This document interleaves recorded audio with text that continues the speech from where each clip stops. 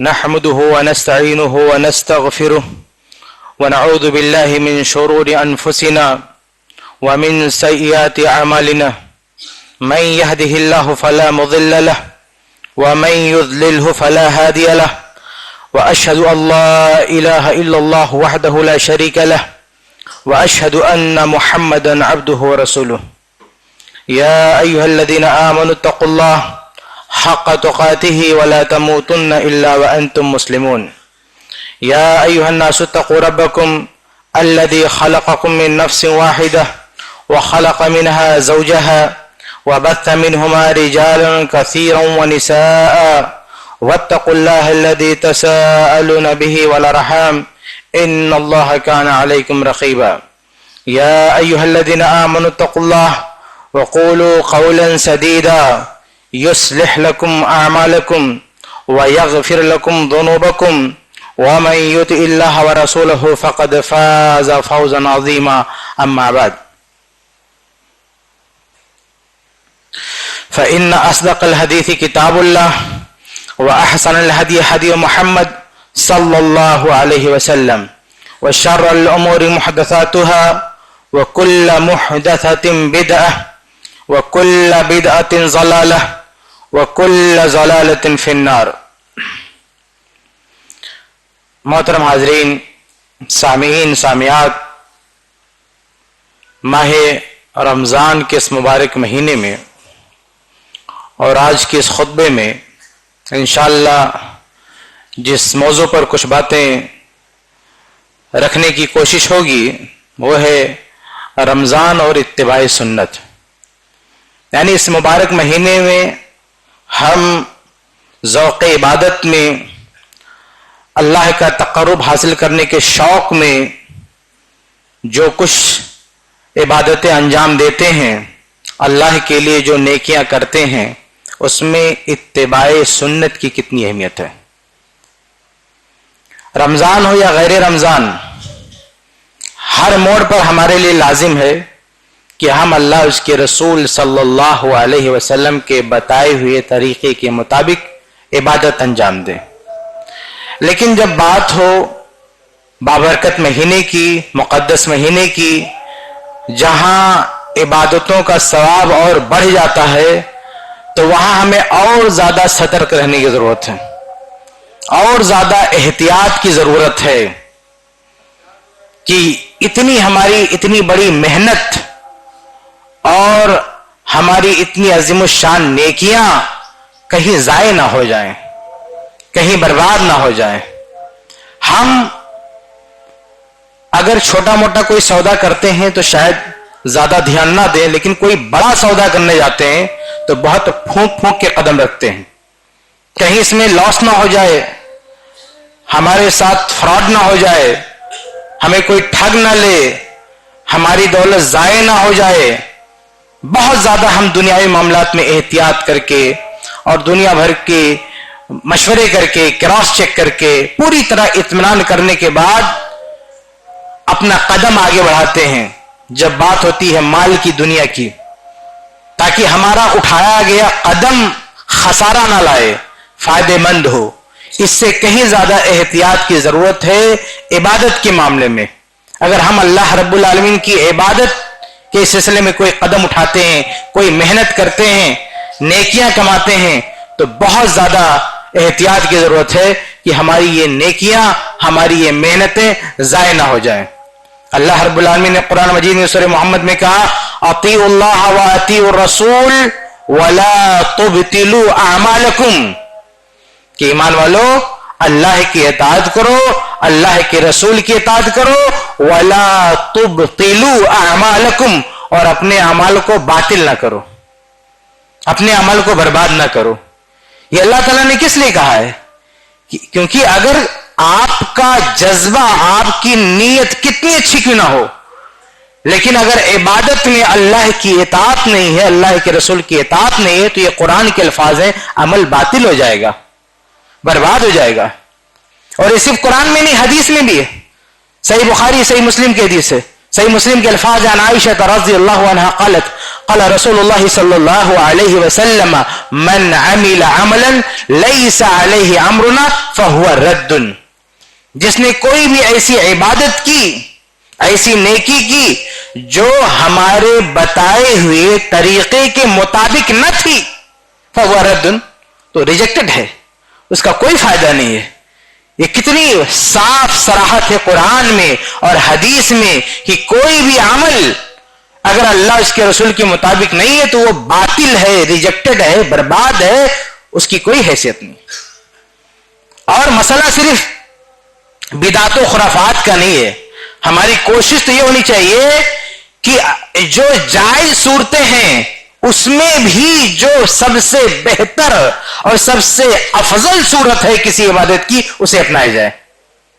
اگر ایک عبادت کی کئی شکلیں جائز ہیں، بھئی بدعت تو جانے دیجئے، خلاف سنت تو جانے دیجئے، جائز راستوں میں بھی جو سب سے بہتر راستہ ہے، عبادت کی جائز شکلوں میں جو سب سے بہتر شکل ہے، وہ شکل ہمارا انتخاب ہونا چاہیے تاکہ ہمارا اجر، ہمارا ثواب بھی بہتر ہو. ہم ہر جمعہ کے خطبے میں جو خطبہ حاجہ ہے شروع میں عربی میں جو پڑھا جاتا ہے، اس میں ہر جمعہ کو آپ سنتے ہیں فإن أصدق الحديث کتاب اللہ وأحسن الهدي هدي محمد. یہ کیوں بتایا جاتا ہے؟ ہر جمعہ کو بار بار یہ کیوں یاد دلایا جاتا ہے کہ احسن الهدي هدي محمد صلی اللہ علیہ وسلم؟ ہم ہر جمعہ کو ہر خطیب سناتا ہے کہ سب سے بہترین طریقہ اللہ کے رسول صلی اللہ علیہ وسلم کا طریقہ ہے. سب سے بہترین عمل، سب سے بہترین راستہ اللہ کے رسول صلی اللہ علیہ وسلم کا راستہ ہے.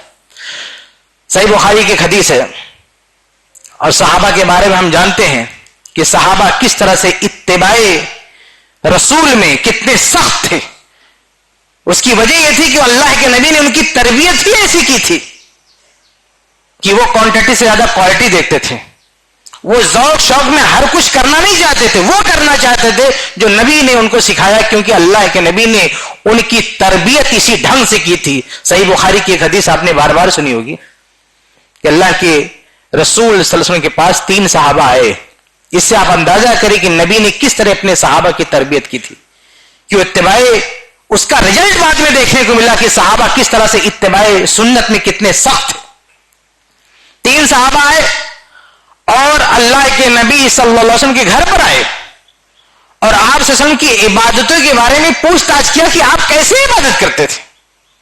آپ کے گھر والوں نے بتایا تو جو 3 صحابہ تھے انہیں یہ عبادتیں بڑی ہلکی لگی اور کہا بھائی آپ تو اللہ کے رسول ہیں، بخشے بخشائے ہیں، اتنا بڑا مقام ہے، یہ اگر اس کی کم عبادتیں کرتے ہیں تو ان کا چل جائے گا، لیکن ہم تو امتی ہیں، ہمیں کچھ ایڈوانس کرنا چاہیے. تو ان میں سے ایک نے کیا کہا کہ اصوم ولا افطر، اب میں ہمیشہ روزہ رکھوں گا، ڈیلی، کبھی میں بغیر ناگا ہی نہیں کروں گا. دوسرے نے کیا کہا کہ اب میں رات بھر نماز ہی پڑھوں گا. تیسرے نے کہا لا اتزوج النساء، میں اب عورتوں سے شادی ہی نہیں کروں گا. یہ تینوں صحابہ کرام کا جو پلان تھا، اس کے پیچھے نیت اچھی تھی، جذبہ نیک تھا، شوق عبادت میں ان کے دل میں یہ خیالات آئے، یہ ارادے آئے. اللہ کے نبی صلی اللہ علیہ وسلم کو اس بات سے آگاہ کیا گیا. آپ صلی اللہ علیہ وسلم نے تینوں صحابہ کو بلایا اور کیا کہا، یہ اصل تقوی کیا ہے ان کو سکھایا. رمضان میں آیت ہم بار بار پڑھتے ہیں، یا الذین آمنوا کتب علیکم الصیام کما کتب علی الذین من قبلکم لعلکم تتقون، کہ ایمان والو تم پر روزے فرض کیے گئے جیسے پہلوں پر فرض تھے، لعلکم تتقون، تاکہ تمہارے اندر تقوی آ جائے. تقوی کیا ہے؟ اللہ کے نبی فرماتے ہیں تینوں کو بلا کے کہ انما انا اتقاکم للہ واخشاکم لہ، کہا کہ میں تم میں سے سب سے بڑا تقوی والا ہوں. ان تینوں صحابہ کا جذبہ کیا تھا کہ ہمارے اندر تقوی ہے. اللہ کے نبی نے بتایا کہ سب سے بڑا تقوی میرے پاس ہے، تم سب میں سب سے زیادہ تقوی والا میں ہوں. اخشاکم للہ، اللہ سے سب سے زیادہ ڈرنے والا میں ہوں. لیکن اللہ نے فرمایا کہ اصوم و افطر، لیکن میں روزہ رکھتا ہوں اور ناگا بھی کرتا ہوں. وَأُصَلِّي وَأَرْقُدُ، میں نماز بھی پڑھتا ہوں اور سوتا بھی ہوں. وَأَتَزَوَّجُ النِّسَاءَ، میں عورتوں سے شادی بھی کرتا ہوں. فَمَن رَغِبَ عَن سُنَّتِي، یہ وارننگ ہے. پہلے تو پیار سے سمجھایا کہ دیکھو میں تم میں سب سے بڑا متقی ہوں، پرہیزگار ہوں، لیکن ذوق عبادت میں اتنا نہیں کہ حد سے تجاوز کر جاؤں کہ پوری رات عبادت ہو، ہمیشہ روزہ ہو، عورتوں سے الگ ہو جاؤ. یہ کوئی تقویٰ نہیں ہے. اور آخر میں سمجھانے کے بعد کہا فمن رغب عن سنتی فلیس منی، جو کوئی میری سنت سے اعراض کرے گا اس کا ہم سے کوئی تعلق نہیں ہے، مجھ سے اس کا کوئی تعلق نہیں ہے. یہ وہ تربیت تھی اللہ کے نبی صلی اللہ علیہ وسلم کی کہ اس کے بعد صحابہ کی زندگی میں آپ دیکھیں گے کہ صحابہ اللہ کے نبی صلی اللہ علیہ وسلم کے بتائے ہوئے طریقے سے ذرہ برابر بھی انحراف نہیں کرتے تھے. وہ اپنے شوق کو، اپنے جذبات کو اتباع رسول کے تابع رکھتے تھے. سنن دارمی کی حسن روایت ہے، کوفہ کی مسجد میں بعض لوگ نے پلان کیا کہ ہم اتنی بار الحمدللہ کہیں گے، سبحان اللہ کہیں گے. کچھ کنکر پتھر اکٹھا کیا اور اسے گنتے تھے. صحابہ کرام کو بتایا گیا، عبداللہ بن مسعود رضی اللہ تعالیٰ کو بتایا گیا، تو انہوں نے کہا کہ ان کو روکا کیوں نہیں گیا؟ جنہوں نے بتایا تو وہ بھی صحابی تھے. کہا تم نے روکا کیوں نہیں؟ کہا بھی آپ بڑے عالم ہیں تو ہم نے سوچا کہ آپ چل کے ہینڈل کریں اس معاملے کو. عبداللہ بن مسعود رضی اللہ تعالیٰ عنہ مسجد میں آئے اور کہا کہ ابھی اللہ کے رسول صلی اللہ علیہ وسلم کے برتن پرانے نہیں ہوئے، اب تم لوگوں نے یہ گمراہیاں ایجاد کر لی. ان کا جواب کیا تھا سنیں. کہا کہ واللہ ما اردنا الا الخیر، انہوں نے کہا کہ اللہ کی قسم ہمارا ارادہ تو نیک ہے، ہماری نیت تو صحیح ہے. ہم اللہ سبحان اللہ کہہ کے کون سا گناہ کر رہے ہیں؟ ہم اللہ کا نام ہی تو لے رہے ہیں. اس میں برا کیا ہے؟ تمہیں پرابلم کیا ہے؟ اشکال کیا ہے اس میں؟ اب صحابی کا جواب سنیں. عبداللہ بن مسعود رضی اللہ تعالیٰ نے کہا کہ کم من مرید للخیر لا یصیبہ، کہا کتنے ایسے ہیں خیر کی تلاش کرنے والے، نیکیوں کی تلاش کرنے والے، انہیں نیکیاں نصیب نہیں ہوتی، انہیں خیر نصیب نہیں ہوتا. اپنی منمانی نیکیاں کرنے سے نیکیاں نہیں ملیں گی. عبداللہ بن مسعود نے کہا کہ تم یہ نیکیاں مت گنو، تم گنتے نا اتنی بار اللہ اکبر، اتنی بار سبحان اللہ، ارے تم گنو کہ تمہارے گناہ کتنے ہوئے. یہ جو تمہاری تعداد ہے، یہ جو تم گن رہے ہو کہ اتنی بار تم نے ذکر کیا، یہ ذکر نہیں ہے، اس کتنی بار تم نے گناہ کیا ہے. اپنے گناہ گنو. اس کے بعد عبداللہ بن مسعود رضی اللہ تعالیٰ عنہ نے جب ان کو ڈانٹا تو اس کے بعد وہ بدعت وہاں سے ختم ہوئی. ایک اور صحابی ہیں عبداللہ بن عمر رضی اللہ تعالیٰ عنہ، صحابہ میں ان کا بہت بڑا مقام ہے اتباع سنت میں. اللہ کے نبی کی سنتوں کو چن چن کر عمل کرنے والے عبداللہ بن عمر رضی اللہ تعالیٰ عنہ. آپ صلی اللہ علیہ وسلم کی وہ عادتیں جو شرعی اصطلاح میں سنت نہیں ہے، ایک بشری تقاضے کے مطابق آپ صلی اللہ علیہ وسلم کی عادات میں شمار ہوتی ہیں. جیسے آپ صلی اللہ علیہ وسلم کہیں جا رہے، قضاء حاجت کی ضرورت ہوئی، وہاں آپ نے بیٹھ کے استنجا کیا، یہ ایک انسانی ضرورت ہے. ایسا نہیں کہ وہیں پہ استنجا کرنا سنت ہے. لیکن عبداللہ بن عمر رضی اللہ تعالیٰ عنہ کا گزر وہاں پہ ہوتا تھا تو ابھی بیٹھ جاتے تھے. مطلب یہ شوق اتباع میں یہ مطلوب نہیں ہے، لیکن یہ محبت نبی سے. آپ صلی اللہ علیہ وسلم کہیں سفر پر جاتے تھے اور راستے میں کہیں رک کے نماز کا وقت ہوا تو رک کے نماز پڑھنے لگے. اگر اس راہ سے عبداللہ بن عمر رضی اللہ تعالیٰ عنہ کا گزر ہوتا تو وہ بھی وہیں رک کے نماز پڑھتے تھے. یہ مطلوب نہیں ہے شریعت کو، لیکن یہ کمال کی محبت ہے. اللہ کے نبی صلی اللہ علیہ وسلم کے اتباع میں پوری طرح سے ڈوبے ہوئے ہیں. ان کا قول ہے، امام ابن بطہ نے صحیح سند سے نقل کیا. سمجھتے ہیں کیا کہتے ہیں؟ کہتے ہیں کل بدعۃ ضلالہ وَإِنْ رَآهُ النَّاسُ حَسَنًا، کہ ہر بدعت گمراہی ہے چاہے لوگ اسے اچھا ہی کیوں نہ سمجھیں. یہ صحابہ کا سب سے بڑا متبع سنت صحابی عبداللہ بن عمر رضی اللہ تعالیٰ عنہ، جو عام صحابی نہیں ہے، یہ مفتی بھی ہیں، صحابہ کے بڑے عالم بھی ہیں, یہ مفسر بھی ہیں, صحابہ کی پوری جمعیت ان سے فتویٰ لیتی ہے, تابعین کی بڑی تعداد نے ان کی شاگردی اختیار کی ہے. صحیح بخاری میں اللہ کے نبی صلی اللہ علیہ وسلم نے خود کہا کہ ان عبداللہ رجل صالح, کہ عبداللہ بن عمر ایک نیک آدمی ہے. اتنا بڑا نیک آدمی جس کی نیکی کی گواہی اللہ کے نبی نے دی ہے, وہ کیا اعلان فرماتے ہیں؟ وہ کہتے ہیں کہ ہر بدعت گمراہی ہے, وَإِنْ رَآهُ النَّاسُ حَسَنًا, گرچہ لوگ اپنی طرف سے اس کو اچھا سمجھے. ہمارے اچھا سمجھنے سے کوئی اچھی چیز نہیں ہو جائے گی, اللہ کے اچھا سمجھنے سے کوئی چیز اچھی ہوگی. اس لیے میرے بھائیوں, اس رمضان کے مقدس مہینے میں جو بھی عبادتیں ہم کرتے ہیں, ہماری پوری ذمہ داری بنتی ہے کہ ان عبادتوں کے بارے میں ہم ایک کنفرم کر لیں کہ یہ عبادتیں اللہ کے نبی سے ثابت ہے کہ نہیں. عبادتیں ثابت ہے تو عبادت کا جو طریقہ ہم اپنا رہے ہیں وہ طریقہ نبی سے ثابت ہے کہ نہیں. اس کی بہت اہمیت ہے. کلمہ شہادت کے بعد سب سے بڑی عبادت کون ہے؟ نماز. ارکان اسلام میں پہلا رکن اقرار شہادتین ہے, اور اس کے بعد پہلی عبادت کا ذکر ہو رہا ہے نماز. اس نماز کے بارے میں صحیح بخاری وغیرہ کی حدیث ہے, اللہ کے نبی صلی اللہ علیہ وسلم فرماتے ہیں صلو کما رأیتمونی اصلی, کہ نماز ویسے پڑھنا جیسے مجھے پڑھتے ہوئے دیکھتے ہو.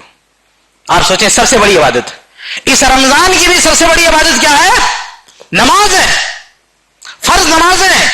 اور اللہ کے نبی صلی اللہ علیہ وسلم کی تاکید ہے صلو کما رأیتمونی اصلی, کہ نماز ویسے ہی پڑھو جیسے مجھے پڑھتے ہوئے دیکھتے ہو. اس لیے ہر جو شخص اللہ اس کے رسول سے محبت کرنے والا ہے, اس کی یہ ذمہ داری بنتی ہے کہ پوری محنت کے ساتھ, جس طرح سے اسے کوئی سامان خریدنا ہوتا ہے, کتنا ٹھوک بجا کے چیک کرتا ہے کہیں ہم کو کوئی ٹھگ نہ لے, تو یہ نماز جو ہماری زندگی کا سب سے بڑا سرمایہ ہے, ہمارے وجود کا سب سے بڑا مقصد ہے, وَمَا خَلَقْتُ الْجِنَّ وَالْإِنسَ إِلَّا لِيَعْبُدُونِ, اللہ نے اپنی عبادت ہی کے لیے ہمیں پیدا کیا ہے. اس عبادت میں پہلے نمبر پر نماز ہے. اس نماز کے بارے میں ہمیں نہیں چوکنا رہنا چاہیے کہ جو ہم پڑھ رہے ہیں وہ اللہ کے رسول کے بتائے ہوئے طریقے کے مطابق ہے کہ نہیں ہے. اس لیے رمضان میں ہم کوئی بھی نماز پڑھیں میرے بھائیوں, اللہ اس کے رسول کے بتائے ہوئے طریقے کے مطابق ہونا چاہیے. رمضان کی جتنی بھی عبادتیں ہیں, چاہے وہ عام روٹین کی عبادتیں ہوں, چاہے رمضان کی اسپیشل عبادتیں ہوں, اس کی خاص عبادتیں ہوں, جیسے روزہ ہے, رمضان کی خاص عبادت ہے. اس کی شروعات آپ لیں سحری ہی میں اللہ کے نبی صلی اللہ علیہ وسلم کی تاکید ہم کو ملتی ہے, آپ کی تعلیم ہم کو ملتی ہے. ابن حبان وغیرہ کی روایت ہے, اللہ کے نبی صلی اللہ علیہ وسلم فرماتے ہیں کہ معاشر الانبیاء امرنا ان نؤخر فی سحورنا, کہ ہم نبیوں کو حکم دیا گیا ہے کہ اپنی سحری میں تاخیر کریں, لیٹ سے سحری کریں. یہ اللہ کے نبی صلی اللہ علیہ وسلم کی سنت ہے.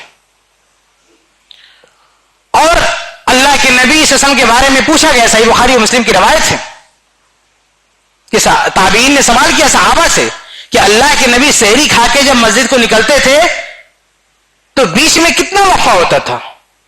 تو بعض صحابہ کرام نے بیان فرمایا کہ 50 آیتیں اتنا پڑھنے کا, یا 30 آیتیں اتنا پڑھنے کا جو وقت ہوتا نہیں, اندازہ کرے بہت تو 10 منٹ کے آس پاس کا وقت رہے گا.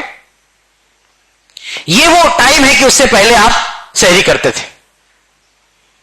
یعنی بالکل تاخیر سے. امام نووی رحمہ اللہ اس حدیث کے نیچے شرح کرتے ہوئے لکھتے ہیں کہ فیہ الحث علی تاخیر السحور, کہ اس حدیث میں جو ہے یہ تاکید ہے, اس سے یہ پتہ چلتا ہے کہ سحری تاخیر سے کرنا مستحب ہے. جتنا آپ لیٹ کریں گے اتنا ہی سحری بہتر ہے. لیکن میرے بھائیو آج ہمارے یہاں اس کا اہتمام نہیں ہوتا ہے. بہت سارے لوگ تو رات بھر کھاتے رہتے ہیں اور سحری کے اینڈ ٹائم ان کی کھانے کی ہمت نہیں ہوتی. جو اصل وقت ہے, جو مستحب وقت ہے, جو اصل ٹائم ہے, اس ٹائم پہ سحری کرنے کی ان کے اندر طاقت نہیں رہتی, رات بھر کھاتے رہتے. اور بعض لوگ, اچھا یہ تو کچھ لوگ ایسے ہیں جو بے احتیاطی میں ایسا کرتے ہیں. کچھ لوگوں نے تو شریعت بنا رکھا ہے, دین بنا رکھا ہے کہ ہم احتیاط کے نام پر پہلے سحری ختم کر دیں گے. یہ سب سے خطرناک چیز ہے بھائی. کچھ لوگ تو سستی و کاہلی میں ایسے کھاتے پیتے رہتے ہیں, کبھی بھی کھا لیا, وہ دین سمجھ کے نہیں کرتے. لیکن اگر آپ شریعت کا لیبل لگا لے گی کسی چیز پہ، یہ بہت ڈینجر ہے. یہ کسی کو حق نہیں ہے کہ اپنی طرف سے کوئی اس کا انتظام ہو، اس کی خود اپنی طرف سے اس کا کوئی احتیاط ہو، اسے شریعت کا نام دے دے. جب اللہ کے نبی صلی اللہ علیہ وسلم نے تاکید کی ہے کہ ساری آپ کو تاخیر سے کرنی ہے، تو آپ کون ہوتے ہیں یہ بندوبست کرنے والے کہ 10-15 منٹ پہلے آپ جو ہے جو اصل وقت ہے اس سے بھی 10 منٹ پہلے آپ ختم کر دو سحری؟ نہیں. اللہ کے نبی صلی اللہ علیہ وسلم اس زمانے میں نہ گھڑی نہ کیلنڈر کچھ بھی نہیں تھا، تو اس زمانے میں جس طرح سے سحری ہوتی تھی اسی طرح وہی آج بھی سنت ہوگی. آج ہم چیزیں بدل نہیں سکتے، احتیاط کوئی چیز نہیں ہے. آج کوئی بھی آدمی کھڑا ہو کے اپنی آنکھوں سے پتہ لگا سکتا ہے کہ سورج کب غروب ہوتا ہے، سورج کب نکلتا ہے، کون سا کیا. حدیث میں ساری چیزیں بتائی گئی. ہم پوری طرح سے کیلنڈر وغیرہ پہ ڈیپینڈ نہیں ہیں، ہم چیک کر سکتے ہیں. اور اتباع رسول کے جذبے سے ہمیں ایک ایک چیز چیک کرنی چاہیے، دیکھنی چاہیے. تو سحری میں تاخیر کا جو مسئلہ ہے اس وہی مستحب ہے اور وہی بہتر ہے، اور اتباع رسول کا تقاضا ہے کہ اسی کا خیال کیا جائے. ہمیں دیکھا جائے، حدیثوں میں دیکھنا چاہیے کہ ہمارے رسول کب سحری کرتے تھے. یہ ہے صحیح بخاری کے حدیث میں، صحیح مسلم کے حدیث میں. تو جب اللہ کے نبی صلی اللہ علیہ وسلم کا وقت، آہار صلی اللہ علیہ وسلم کا طریقہ ہمارے سامنے موجود ہے، ہم اس سے کیوں ہٹ رہے ہیں؟ ہم اللہ کے نبی سے زیادہ احتیاط والے نہیں ہو سکتے. اسی طرح سے میرے بھائیوں، روزے کی حالت میں اللہ کے نبی صلی اللہ علیہ وسلم کی اتباع ہمارا مقصود ہونا چاہیے. ہمارا روزہ صرف اس چیز کا نام نہیں ہے کہ آدمی کھانے پینے سے رک جائے بس. ہمارے روزے میں بنیادی طور پہ بہت ساری چیزیں، لیکن 4 چیزیں بہت اہم ہیں. ایک تو کھانے پینے سے رکنا، پیٹ کا روزہ، اور دوسرا اپنی زبان کو کنٹرول رکھنا. یہ بھی ہمارے روزے کا حصہ، بلکہ صحیح بخاری کی روایت ہے نا، من لم يدع قول الزور والعمل به فليس لله حاجه ان يدع طعامه وشرابه، کہ جو آدمی غلط بات زبان سے نکالنا نہ چھوڑے، جھوٹ بولنا نہ چھوڑے، تو اللہ کو کوئی ضرورت نہیں ہے کہ وہ بھوکا پیاسا رہے. یہ زبان کا بھی روزہ ہونا چاہیے. اس کے علاوہ تیسری چیز ہے اپنے ہاتھ پاؤں بھی کنٹرول ہو. صحیح بخاری کی حدیث ہے نا کہ وَإِنِ امْرُؤٌ قَاتَلَهُ أَوْ شَاتَمَهُ، یا صحیح ابن خزیمہ کے الفاظ ہے کہ اگر کوئی آدمی روزے کی حالت میں ہاتھا پائی پر آ جائے تو روزے دار کیا کہے؟ انی صائم، کہ بھائی میں بات آگے نہیں بڑھانا چاہتا، میں روزے سے ہوں. اس سے زیادہ وہ ریٹ نہیں کر سکتا. وہ اگر وہ صبر نہیں کر سکتا، کچھ بولنا ہی ہے، اتنا بول سکتا کہ بھائی میں روزے سے ہوں، اب میں بات آگے نہیں بڑھانا چاہتا. چاہے کوئی ہاتھا پائی کرے، چاہے کوئی گالی دے، آپ اس کی گالی کا جواب گالی سے نہیں دے سکتے. آپ اس کی سخت کلامی کے جواب سخت کلامی سے نہیں دے سکتے. حالانکہ رمضان کے علاوہ اور دنوں میں آپ سخت کلامی کر بھی سکتے ہیں، لیکن روزے کی حالت میں نہیں. یہ ہمارا روزہ ہے. اسی طرح سے شہوت، وَيَدَعُ شَهْوَتَهُ، چوتھی چیز ہے کہ مسلمان کا روزہ یہ ہوتا ہے کہ آدمی شہوت سے بھی دور رہتا ہے، اپنی بیوی سے تعلق قائم نہیں کرتا، نہ زناکاری نہ حلال طریقے سے. یہ 4 چیزوں پہ عمل کرنا، یہ اصل ہمارا روزہ ہے، یہ اصل اتباع سنت ہے. یہ کوئی بات نہیں ہے کہ آدمی صرف صبح سے شام تک روزہ رکھتا ہے، اس کے بعد میں وہ نہ نماز پڑھتا ہے، لوگوں سے گالیاں کرتا ہے، دھوکے فراڈ کرتا ہے، پورا دن اس کا اسی میں گزرتا ہے. یہ کون سا روزہ ہے؟ یہ کون سی عبادت ہے؟ اس میں اللہ کے نبی صلی اللہ علیہ وسلم کی اتباع نہیں ہے. تو ہمارا روزہ اللہ کے نبی صلی اللہ علیہ وسلم کے بتائے ہوئے طریقے کے مطابق ہونا چاہیے. اللہ کے نبی صلی اللہ علیہ وسلم نے ہی ہم کو بتایا ہے کہ روزے کی حالت میں نہ کھانا ہے، نہ پینا ہے، نہ زبان سے غلط بات نکالنی ہے، نہ ہاتھ پاؤں پہ کنٹرول رکھنا ہے، اپنی شہوت پہ بھی کنٹرول رکھنا ہے. یہ اللہ کے نبی کی بتائی ہوئی بات ہے. اللہ کے نبی کی ہم کو اتباع کرنی ہے روزے کی حالت میں. افطار کا وقت آتا ہے میرے بھائیوں، یہاں پہ بھی 2 چیزیں دیکھنے کو ملتی ہیں. کچھ تو لاپرواہیاں ہیں، اور کچھ یہاں پہ بھی لوگوں نے شریعت بنا رکھی اپنی طرف سے. سحری میں کیا ہے کہ احتیاط کے نام پر ہم تھوڑا سا پہلے کھا لیتے ہیں، اور افطار میں احتیاط کے نام پہ ہم لیٹ کرتے ہیں. یہ احتیاط کے نام پہ تاخیر سے افطار کرنا، یہ کس نے بتایا آپ کو؟ اتباع رسول کا جذبہ کہاں ہے؟ عبادت اچھی بات ہے، لیکن اپنی منمانی نہیں ہونی چاہیے. عبادت میں اللہ کے رسول صلی اللہ علیہ وسلم کے بتائے ہوئے طریقے کے مطابق ہونا چاہیے. اور افسوس کی بات ہے کہ ایک تو اللہ کے رسول کے بتائے ہوئے طریقے کے خلاف جانا، جبکہ اللہ کے نبی صلی اللہ علیہ وسلم نے بڑی تاکید کی ہے کہ افطار جلدی ہو. آپ کا طریقہ بھی وہی ہے، سنت ہے. آپ افطار میں جلدی کرتے تھے، اور آپ باقاعدہ تاکید بھی کرتے تھے. بلکہ ابن ماجہ کی روایت ہے کہ اجل الفطرہ، افطار میں جلدی کرو، فإن اليہود یؤخرون، کیونکہ یہود یہ افطار میں تاخیر کرتے. یہ سنن ابن ماجہ کے الفاظ ہیں. اللہ کے نبی صلی اللہ علیہ وسلم نے شریعت میں ہر جگہ اہل کتاب اور یہودیوں کی مخالفت کا حکم دیا. ہمیں ان کی کاپی نہیں کرنی ہے, ہمارا معیار ان سے بلند ہے. سنن نبی داؤد کی روایت ہے نا, من تشبہ بقوم فہو منہم, جو قوم کسی کی مشابہت کو اختیار کرے وہ انہی میں سے ہے. اللہ کے نبی صلی اللہ علیہ وسلم نے ایک مسلمان کے پیدا ہونے سے لے کر مرنے تک یہ تاکید کی گئی ہے کہ وہ دوسری قوموں سے ممتاز رہے, اور عبادات میں معاملات میں ہمیں بتایا گیا ہے کہ ہم ان سے الگ رہیں. حتیٰ کہ مرنے کے بعد قبر میں دفن کرنے کے سلسلے میں بھی خیال رکھا گیا ہے کہ یہ لوگ اس طرح دفن کرتے ہیں, ہم اس طرح دفن کریں گے. ابن تیمیہ رحمہ اللہ نے ایک پوری کتاب لکھی ہے, بڑی پیاری کتاب ہے, ہر بندے کو پڑھنا چاہیے کتاب. اس کا ترجمہ بھی آپ کو مل جائے گا. کتاب کا نام ہے اقتضاء الصراط المستقیم لمخالفت اصحاب الجحیم. کہ جو جہنمی لوگ ہیں, دوسری قوم کے لوگ ہیں, ان کی مخالفت کرنا یہی صراط مستقیم کا تقاضا ہے. یہ ابن تیمیہ رحمہ اللہ کی کتاب ہے.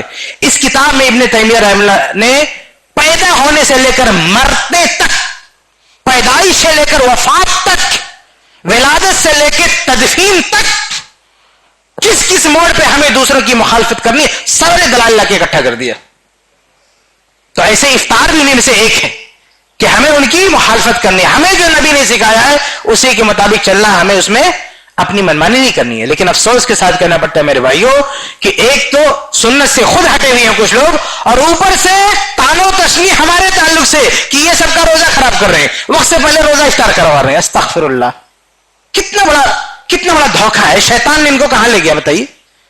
ہم اللہ کے رسول کی حدیث کی طرف بلا رہے ہیں, اللہ کے نبی کی حدیثیں پڑھ رہے ہیں, افطار میں جلدی کرو جلدی کرو.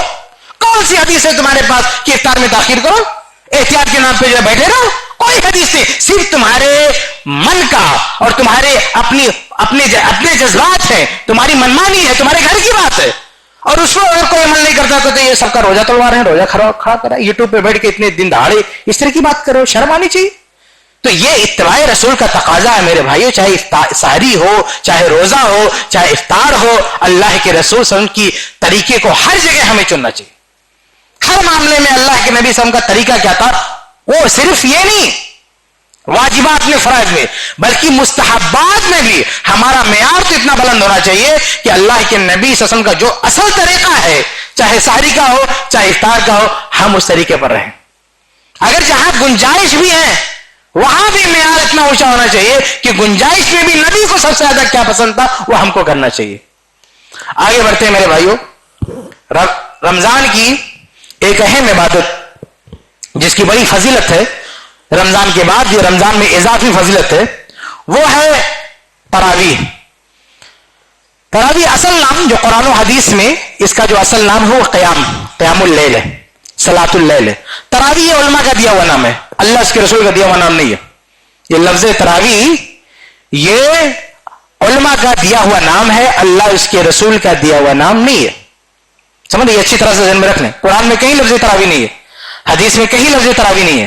لیکن بعد میں جب لوگوں نے اس کو پڑھتے ہوئے ایک الگ طریقہ اپنایا, تھوڑا سا اس میں جو حالانکہ وہ جائز ہے, غلط نہیں ہے, تو اس مناسبت سے اس کا ایک نام دیا تراویح. اس کے پڑھنے کا طریقہ الگ ہے, وہ جائز ہے ناجائز نہیں, اس مناسبت سے اس کو ٹائٹل دیا تراویح.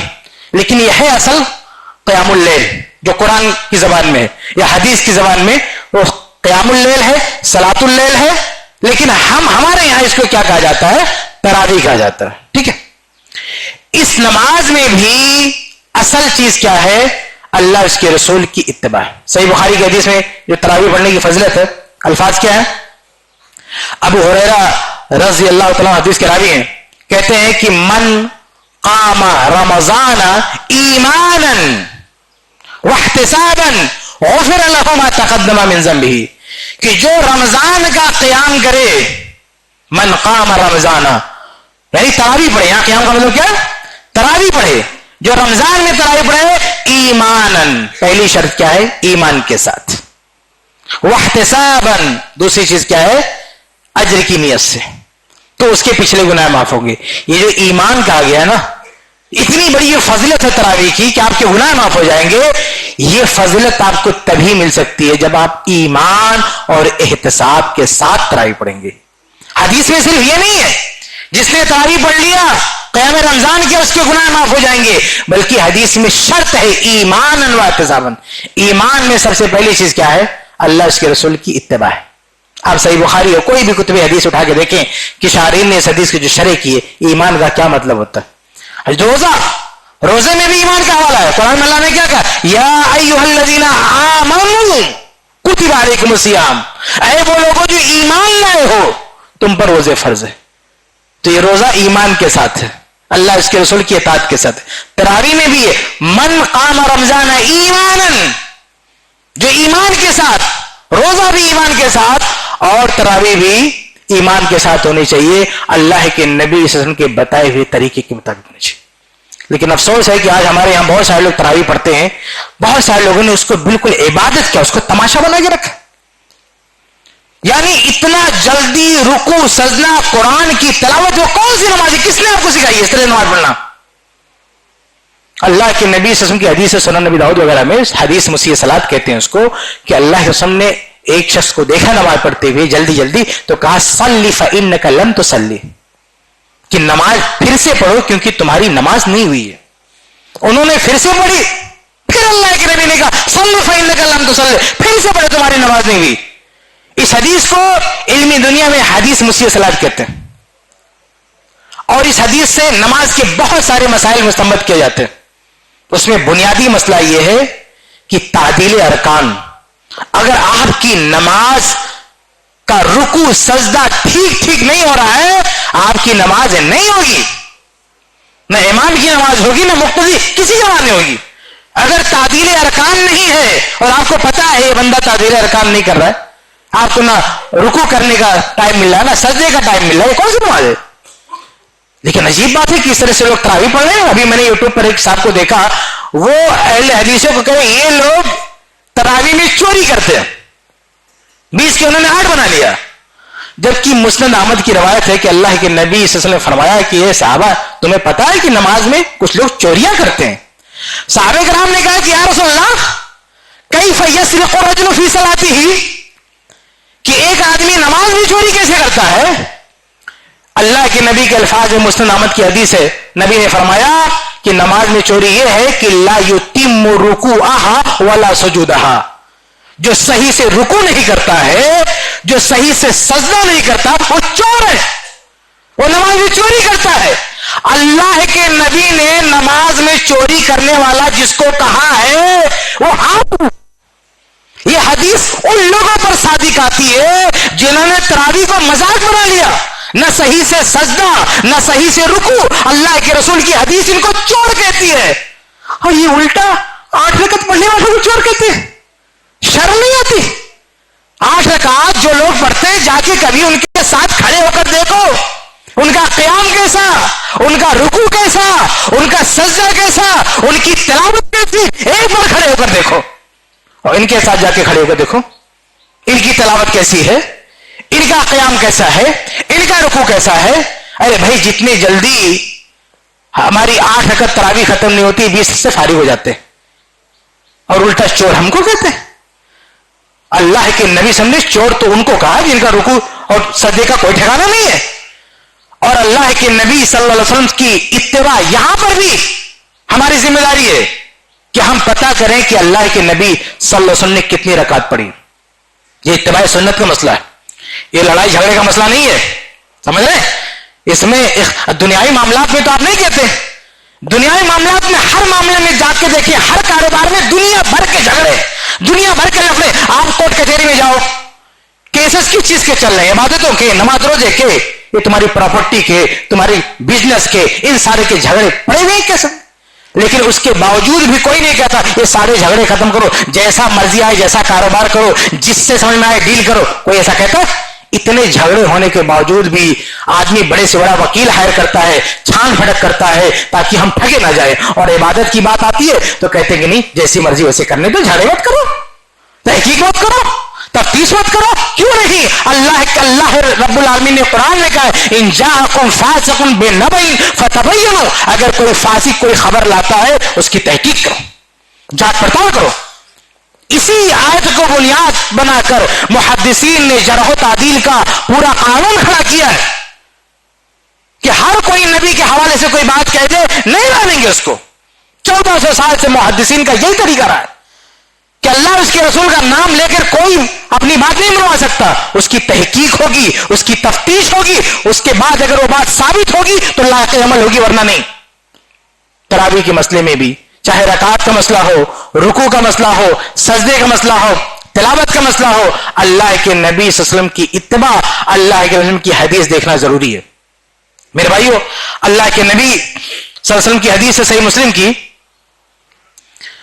اچھا, اس میں بھی افضل کیا ہے؟ بعض لوگ کہتے ہیں نا کہ 8 اگست سے زیادہ پڑھ سکتے ہیں, لیکن آپ کم سے کم آپ یہ دیکھیں کہ اللہ کے نبی صلی اللہ علیہ وسلم سے ثابت کیا ہے اور افضل کیا ہے. صحیح بخاری میں اما عائشہ رضی اللہ تعالی عنہ کی واضح روایت ہے کہ آپ صلی اللہ علیہ وسلم نے 11 سے زیادہ کبھی نہیں پڑھی ہے, چاہے رمضان ہو چاہے غیر رمضان.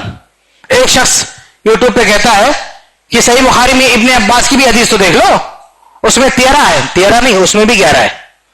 عبداللہ بن عباس رضی اللہ تعالیٰ عنہ بھی کہتے ہیں کہ اللہ کے نبی کی رات کی نماز 11 تھی. وہ تو صحیح بخاری میں ایک حدیث میں عشاء کی سنتیں شامل کر کے راوی نے بیان کر دی, تو آپ کے جوڑنے سے وہ 13 لگ رہا ہے. اس میں عشاء کی سنت ہے, ایک دوسری حدیث میں فجر کی سنت ہے. لیکن صحابی کا جو اپنا اعلان ہے, اپنا اسٹیٹمنٹ ہے, وہ یہ کہ اللہ کے نبی نے 11 پڑھی. اما عائشہ کا جو اپنا بیان ہے وہ یہ کہ اللہ کے نبی نے 11 پڑھی. یہ واضح طور پر اللہ کے رسول سے ثابت ہے. اور صحابہ رضی اللہ تعالی عنہم سے بھی 8 رکعت سے زیادہ ثابت نہیں ہے. کسی ایک بھی صحابی نے تراویح 8 سے زیادہ نہیں پڑھی ہے. عمر ابن الخطاب رضی اللہ تعالیٰ عنہ کے نام پر یہ غلط باتیں پھیلائی گئی ہیں کہ انہوں نے 20 کروا دیا. وہ کیسے 20 کروا دیں گے؟ اتنے بڑے متبع سنت عمر رضی اللہ عنہ 20 کیسے کر دیں گے جب اللہ کے نبی سے 8 ثابت ہے؟ موطا میں بالکل صحیح سند کے ساتھ, جو بخاری مسلم کا چین ہے سند ہے, اس سند سے موطا کی روایت موجود ہے کہ عمر ابن الخطاب رضی اللہ تعالیٰ عنہ نے جو جماعت کروائی تھی وہ 8 رکعت تھی. میرے بھائیو, 8 اور اس سے زیادہ میں اگر ہم یہ اختلاف ختم بھی کر دیں تو اس میں افضل کیا ہے یہ سمجھنا ضروری ہے. بعض لوگ سمجھتے ہیں کہ رکعتوں کی تعداد بڑھا دو یہ افضل ہے. نہیں, اصل فضیلت تو ہے کہ اللہ کے نبی کی اتباع کی جائے. اور اللہ کے نبی سے سوال ہوا نا کہ کون سی نماز افضل ہے, ہمیں بیٹھ کے جو ہے بحث کرنے کی ضرورت نہیں ہے. صحیح مسلم کی حدیث اٹھاؤ, پوچھا گیا کہ ایو الصلاۃ افضل, کہ اے اللہ کے رسول صلی اللہ علیہ وسلم سب سے بہترین نماز کون ہے؟ یعنی فرض نماز کے بعد نفل نمازوں میں سب سے بہترین نماز کون ہے؟ اللہ نے فرمایا طول القنوت, سب سے بہترین نماز وہ ہے جس میں قیام لمبا ہو.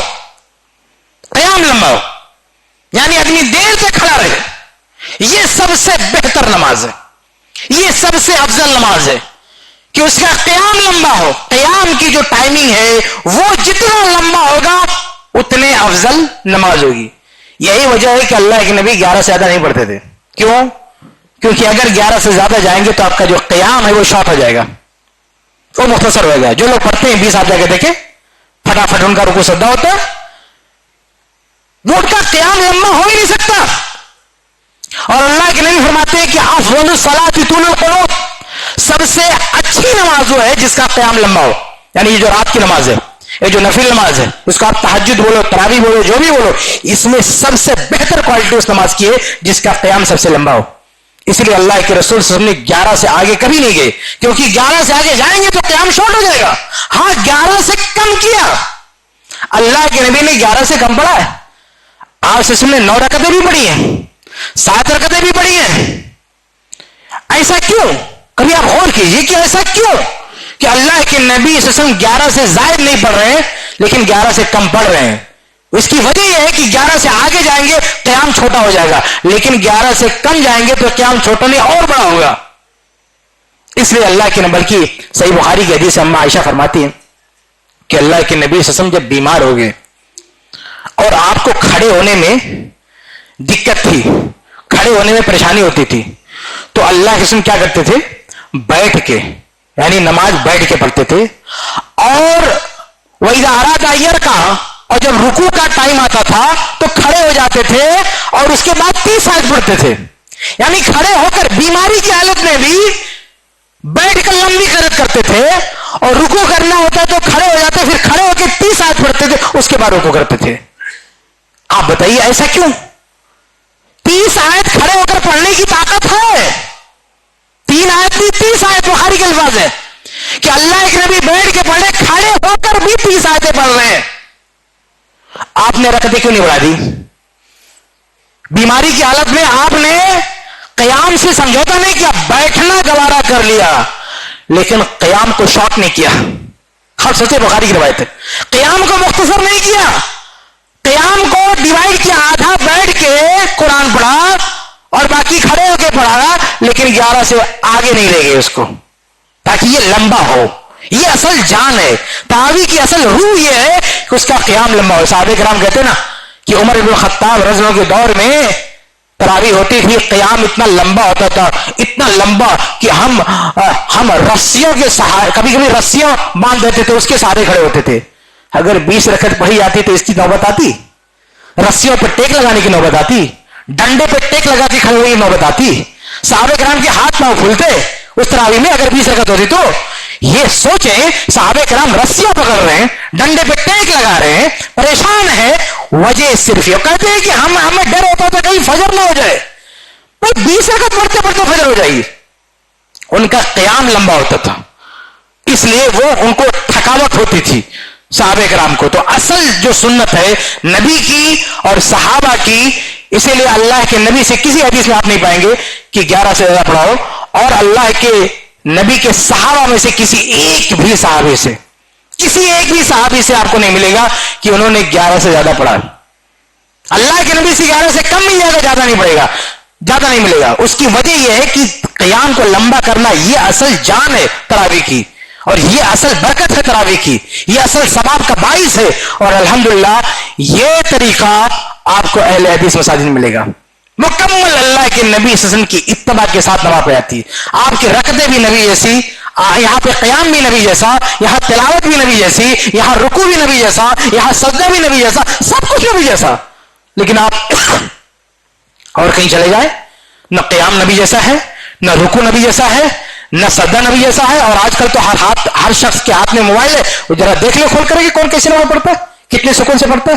بہرحال میرے بھائی وقت نہیں ہے, میں کہہ رہا تھا کہ رمضان کے مہینے میں چاہے روزے کی عبادت ہو, چاہے نماز کی عبادت ہو, حتیٰ کہ زکوٰۃ کی عبادت میں اس میں بھی بات کرنا چاہتا تھا لیکن ٹائم ختم ہو گیا. ہر معاملے میں رمضان میں خصوصاً روزہ, تراویح, زکوٰۃ, یہ 3 چیزیں رمضان میں بہت اہم ہے. زکوٰۃ کا رمضان سے تو کوئی تعلق نہیں ہے, لیکن لوگ ہمارے یہاں رمضان ہی میں زکوٰۃ نکالتے ہیں, ورنہ زکوٰۃ رمضان ہو گیا, رمضان نہیں ہو سکتا. 20 سال جب ہو گیا سب کو زکوٰۃ نکالنا, چاہے رمضان آئے چاہنا ہے. لیکن ہم نے ایک ٹائمنگ فکس کی ہے رمضان, اس لیے رمضان میں زکوٰۃ پر بات کی جاتی ہے. اس میں بھی اتباع سنت ضروری ہے, اس میں بھی زکوٰۃ دینے کا طریقہ کیا ہونا چاہیے, اللہ کے نبی کا طریقہ ہونا. صحابہ کرام نے, اللہ کے نبی نے کسی کو بھی زکوٰۃ, جو فرض زکوٰۃ ہے, وہ راشن خرید کے نہیں دیا, وہ جو ہے کپڑے اور چادر تقسیم نہیں کیا ہے. یہ پورا اماؤنٹ, پورا پیسہ ان کے حوالے کیا ہے. وہ ڈیسائیڈ کرے گا غریب کہ اس پیسے سے کیا لینا ہے, کھانا لینا ہے, کپڑا لینا ہے, راشن لینا ہے, بچوں کی فیس بھرنی ہے, ڈاکٹر کی فیس بھرنی ہے. یہ وہ ڈیسیزن لیتا تھا. لیکن آج ہم نے زکوٰۃ کے معاملے میں ایک غریب کا ڈیسیزن ہم لے رہے ہیں, ہم نے اس کو باندھ دیا. وہ بیچارہ ہمارا منہ دیکھتا ہے کہ اس کو کیا ملے گا. ارے بھائی یہ قرآن نہیں, یہ حدیث نہیں ہے. قرآن و حدیث یہ ہے کہ زکوٰۃ کا مال اس کا, انما الصدقہ للفقراء والمساکین, قرآن کی آیت ہے کہ زکوٰۃ یہ فقراء مساکین کا مال ہے, یہ ان کا ہے. جب ان کا ہے تو ڈیسیزن بھی ان کا ہونا چاہیے, ہمارا نہیں. مثلا میں کسی آفس میں کام کرتا ہوں, مجھے تنخواہ ملتی ہے, ٹھیک ہے. اب اگر ہمارے آفس کا اکاؤنٹنٹ بولے کہ آپ کو جو تنخواہ ہے ہم اس میں کپڑا خرید کے آپ کو دیتے, آپ کو راشن خرید کے دیتے ہیں, آپ کو یہ دیتے ہیں, میں مانوں گا نہیں, میرا پیسہ میری مرضی. ابھی تو کون ہے تو ہم کو راشن لینے والا, میرا پیسہ ہے, وہ میری سیلری ہے, تو جب میرا پیسہ ہے تو ڈیسیزن بھی میرا ہوگا. ایسے زکوٰۃ کا مال میرے بھائیو غریب کا ہے. قرآن نے کہا للفقراء والمساکین, فقیر مسکین کا اسے دے دو. ہاں غریب کو چادر دینا ہے, کپڑا دینا ہے, راشن دینا, جو نفلی صدقات ہے نا, عام عطیات, اس کے ذریعے آپ جو کرنا کرو. आप राशन का पूरा ट्रक ले जाके गरीब के घर पे खड़ा कर दो, कोई प्रॉब्लम नहीं, बहुत अच्छी बात है, लेकिन ये आप अपने पैसे से करो ना, गरीब के पैसे से क्यों करते हो? हर आदमी गरीब के पैसे पे निगाह डाले हुए खुद फैसला करके खुद करके उसके हाथ में थमा देता है। अल्लाह के नबी के दौर में ऐसा नहीं होता था। मैं एक बात कह के बात खत्म करता हूं। एक साहब कहने लगे कि क्यों नहीं होता था अल्लाह के नबी के जमाने में? अल्लाह के नबी के जमाने में बैतुल माल होता था, बैतुल माल से सबको मिलता था, ज़कात बैतुल माल में जमा होती थी? नहीं मेरे भाई, नहीं। अल्लाह के नबी के जमाने में ज़कात का हिसाब अलग होता था। सही बुखारी की रिवायत है, अल्लाह के नबी सल्लल्लाहु अलैहि वसल्लम ने मुआज़ बिन जबल को जो यमन भेजा तो क्या कहा? कहा कि तू खदु मिन अगनियाइहिम व तुरद्दु अला फुकराइहिम, उनके मालदारों से ज़कात लेना, उन्हें गरीबों में बांट देना। ये नहीं कहा कि बैतुल माल में पार्सल कर देना। बैतुल माल में आप सोचो, ये बताओ अहले बैत के लिए ज़कात हलाल है? नहीं। अहले बैत के लिए ज़कात जायज है? नहीं। अल्लाह के नबी का जमाना हो, सहाबा का जमाना हो, अहले बैत ने कभी ज़कात नहीं खाया, लेकिन अहले बैत बैतुल माल से वजीफा लेते थे कि नहीं लेते थे? अगर उसमें ज़कात का माल होता, हसन हुसैन वहां से पैसा लेते? अहले बैत वहां से अपना वजीफा लेते? नहीं। कॉमन सेंस है। वो जो बैतुल माल होता था, जहां जिज़िये आते थे, माल गनीमत आते थे, वो अलग माल होता था, वहां से सबको वजीफा बढ़ता था, अहले बैत को मिलता था, अज़वाज मुतहरात को मिलता था, बुजुर्ग सहाबे किराम को मिलता था। ये सब ज़कात का पैसा नहीं था जो बांटा जाता था।